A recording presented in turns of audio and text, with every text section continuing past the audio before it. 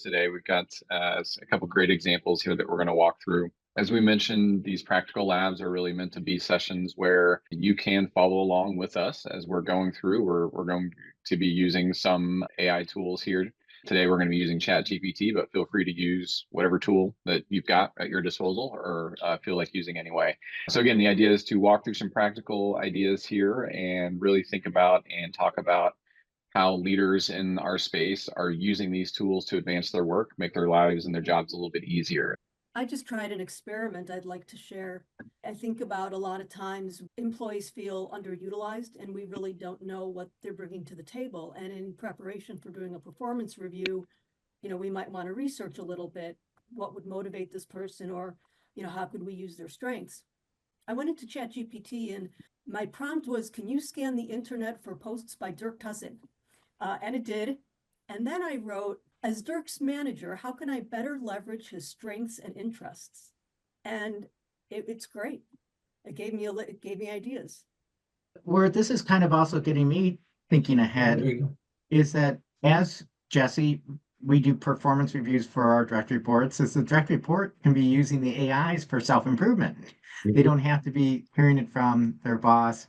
They could be we can nudge them to actually use these types of tools to help them achieve their goals. We have some internal resources, right? So the more information you can give the tool, the better your results are. I let AI know that here are some of the internal courses that are available. The fact that we have LinkedIn Learning, because it does go out and will recommend LinkedIn Learning courses. Let it know that we have several cohort programs as well as a leadership boot camp, 4-day leadership boot camp.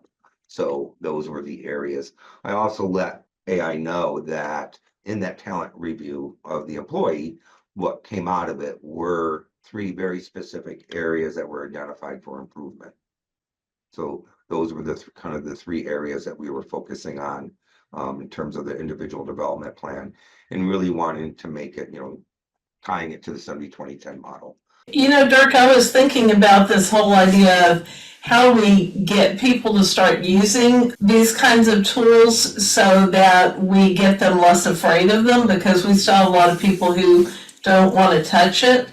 And it occurs to me that actually showing people how to do that and giving them some examples of using it for development might be one way to do that, or even to do the kinds of things you were talking about.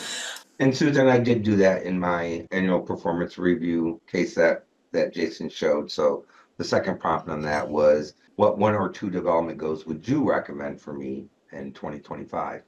Right. I made it pretty generic because I was kind of interested in seeing what it would come back with.